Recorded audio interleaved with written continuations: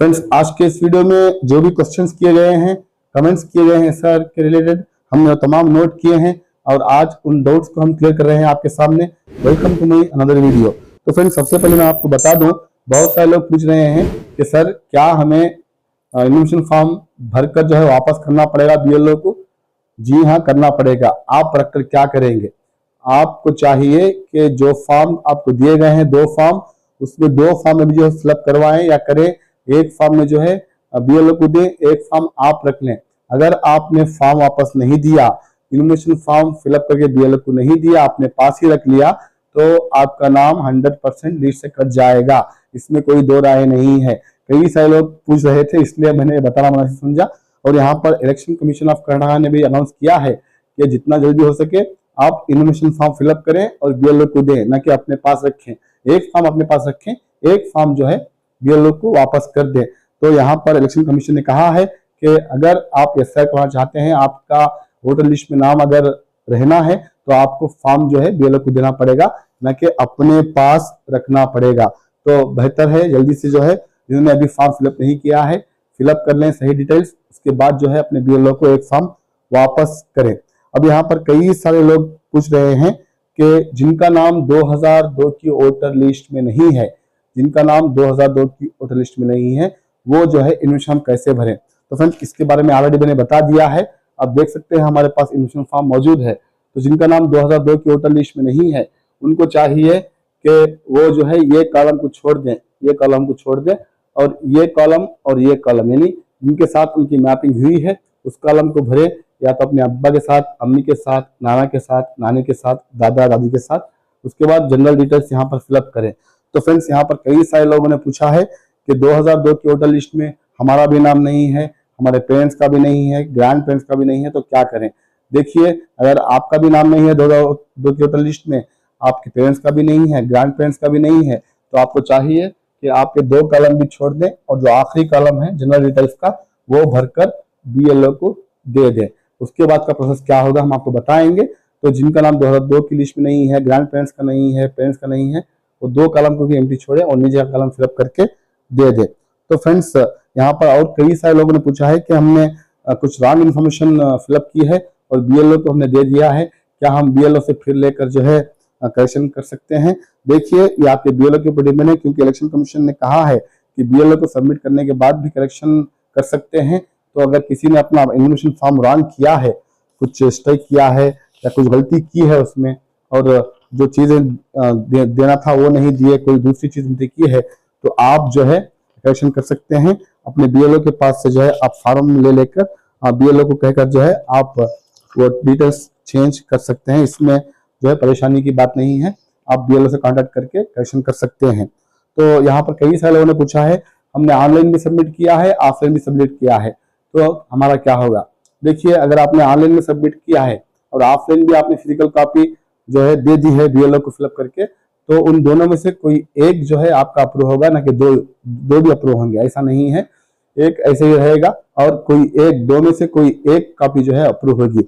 इसलिए बेहतर है, अगर ऑनलाइन किया है तो ऑफलाइन ना करें, अगर ऑफलाइन किया है तो ऑनलाइन ना करें। ये पहले आप जो है कंफर्म कर लें कि आपने ऑनलाइन किया है या ऑफलाइन किया है। तो फ्रेंड्स, इसके बाद पूछा गया है कि हमने मैपिंग हमारे माँ के साथ करवाई है, मगर डिटेल्स जो है 2002 की लिस्ट में बाप का दे सकते हैं क्या? हरगिज नहीं, कतई नहीं। जिनके साथ मैपिंग हुई है उनका ही डिटेल्स यहाँ पर दें, तो ही बेहतर होगा। बेहतर नहीं, यही जो है गाइडलाइंस है। जिनके साथ मैपिंग की गई है उनका डिटेल्स ही आपको देना है। अगर आपने नाना के साथ मैपिंग करवा कर बाप का डिटेल्स दिया तो एक्सेप्ट नहीं होगा। अगर माँ के साथ मैपिंग करवा कर बाप का डिटेल्स दिया तो एक्सेप्ट नहीं होगा। जिनके साथ मैपिंग करवाई है उन्हीं का जो डिटेल है वो 2002 के कॉलम में जो है आपको भरना पड़ेगा। तो फ्रेंड्स, इसके बाद कई सारे सवाल आए हैं कि यहाँ पर जो है इस रिलेशनशिप में बहुत सारे लोगों को जो है कंफ्यूजन हो रहा है। तो इसको लेकर मैंने कल एक वीडियो अपलोड कर दिया है, आप जाकर देख सकते हैं।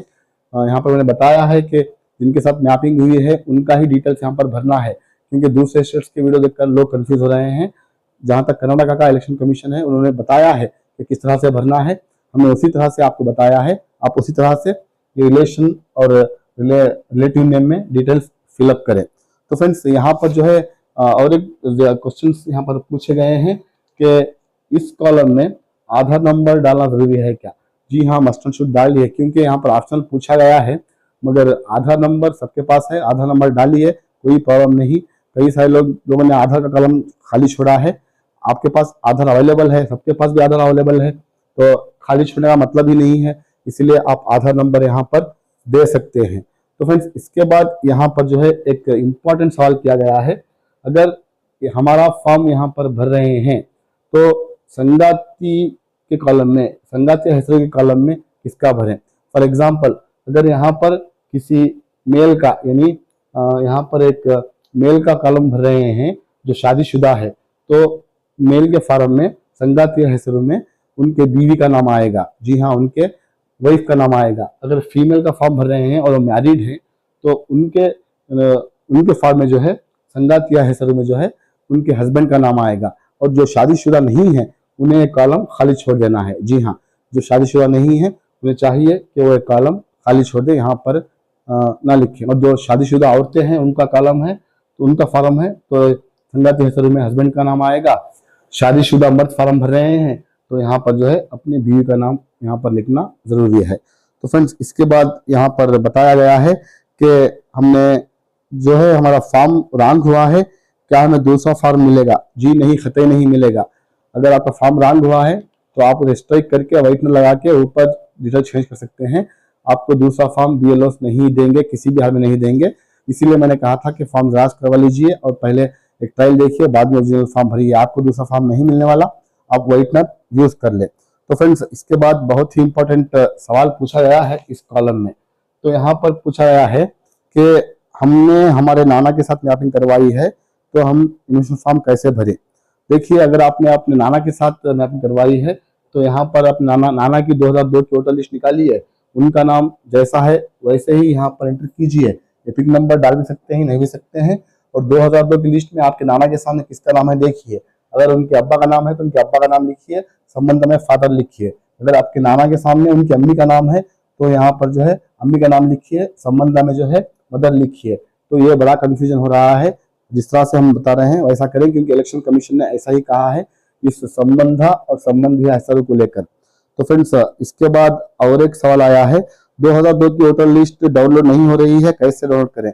मैंने जो वीडियो पहले बनाया था वो दूसरा था, अब जो है वो ECI ने वोटर ECI का जो वेबसाइट है अपडेट हुआ है, अब दूसरे तरीके से जो है डाउनलोड करना है।